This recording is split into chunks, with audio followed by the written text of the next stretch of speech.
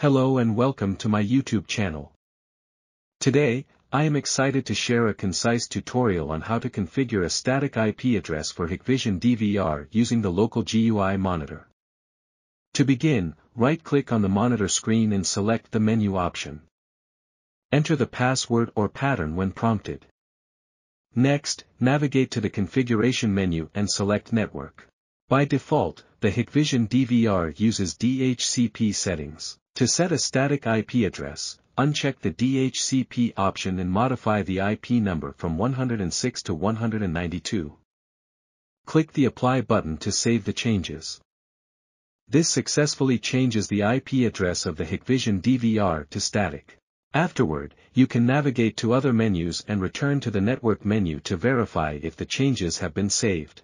The IP address should now be saved and changed to 192.168.1.192. It is worth noting that when the Hikvision DVR is powered off and then on again, the IP address will remain as 192.168.1.192.